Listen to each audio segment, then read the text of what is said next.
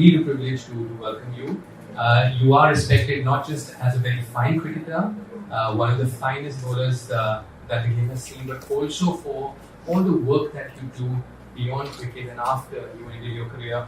The support that you've given to kids with cancer, the support that you've given to individuals who need help with hearing aids, and the whole approach that you have towards helping others. So we're really delighted to have you here. My son had a fall when he was about 4. Fell from a roof, landed on his skull, fractured his skull, and they went and tested his hearing. And my child was born with perfect hearing, and then they found out that his hearing in his right ear had diminished down to next to nothing. So me as a parent and as a worried parent, I was Googling and thinking, how is my child going to be able to live a normal life? Luckily, the story ends well for my son because his hearing came back naturally. And as I said, all of these people that are helping with all different charities and blindness and cancer, it's all fantastic. I've chosen hearing loss because it touched my heart. Every 5 minutes, there will be a baby born who will have some sort of a hearing impairment. And hearing loss is a hidden disability. If it is not picked up, it becomes hard, and it is only picked up when the baby or the children do not learn to speak. And that is the time when parents come back to the clinic saying that the child is not speaking. And then we find out that the baby has a hearing loss. Hearing has to be restored as soon as possible. It is very much possible. We can detect at the time of birth. We can diagnose it by maximum 3 months. We can intervene by 5 months. So that's the whole process. We are proud of what we have been able to achieve so far, but the reason why we have the likes of Mr. Brett Lee and you all here is that we still need to reach out, and we need everybody's support to send the message out, to increase the awareness. There are means that we can detect it, but it's still being missed, and that's why we are all here today. And that's why Brett Lee is here today, because that's his remit. He wants to help us spread that word, and we thank you very much, Brett, for assisting us in that process. We've all admired you as a fabulous cricketer, but it's way beyond.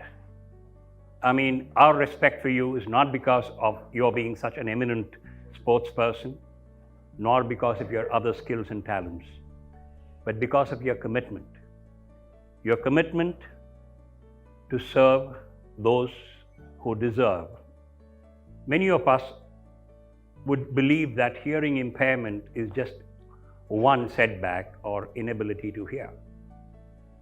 But I'm sure most of us understand the implications in terms of speech and language development.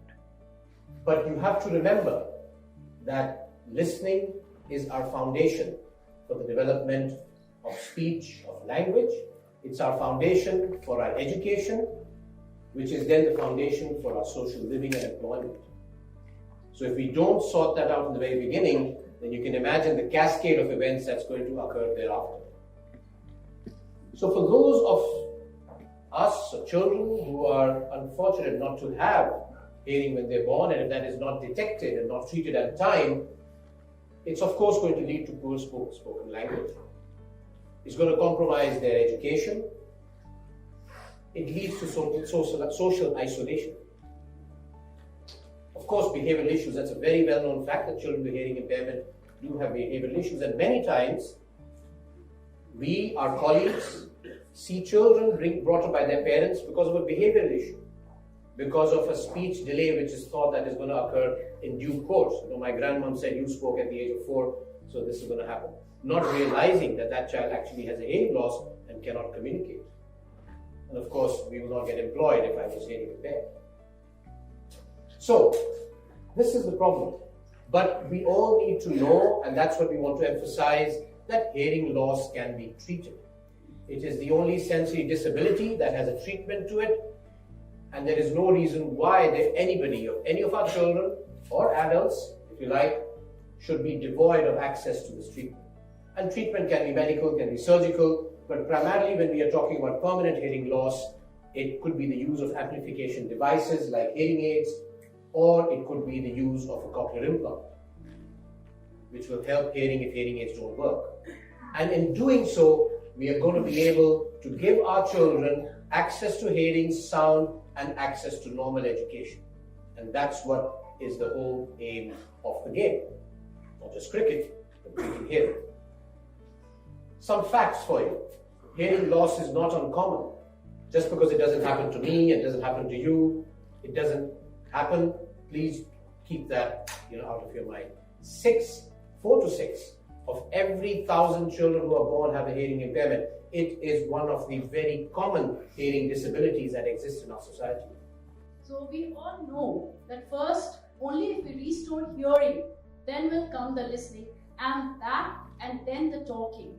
It doesn't happen. If it had to happen, every child who is born would be talking. He doesn't talk when he's born. He learns to listen, he understands, and then only he talks. So basically, for development of speech is a process. And to have that process, it's imperative to have a good listening, a good hearing. We have the concept that hearing loss is a neurodevelopmental emergency. You have to act fast, you have to act now. If you lose the window, then that child is not going to get the best treatment. Firstly, namaste, namaskar, sat shri akal.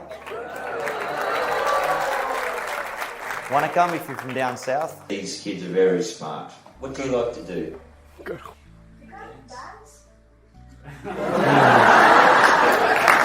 See, that zipper is universal. That's brilliant.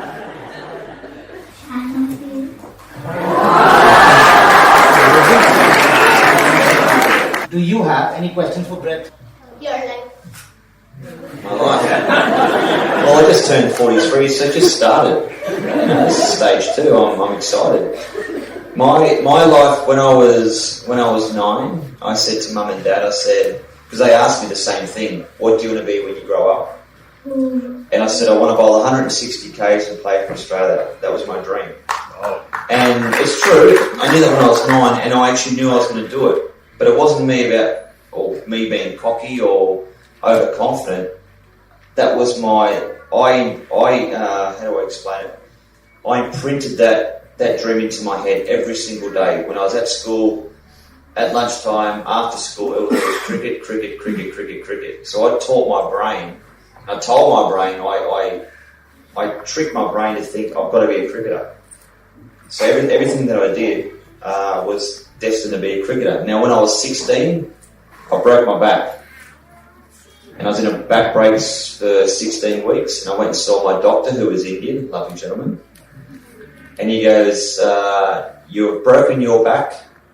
You've got 2 fractures through your lower back. You won't be able to bowl fast again, so maybe try a different sport. And I was like, nah, I've trained my brain to play for Australia.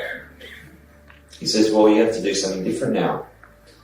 And I said, thank you, doctor, for your guidance and your counsel, but I will play for Australia one day, and when I do, I'll get you 2 tickets, and you can come and watch me. And I got him 2 tickets, and it was against India, so he was over the moon. He was pumped. But to me, that wasn't about, once again, bragging. It's about when you put your mind to something, you can achieve anything that you want to do. So you got to believe in yourself.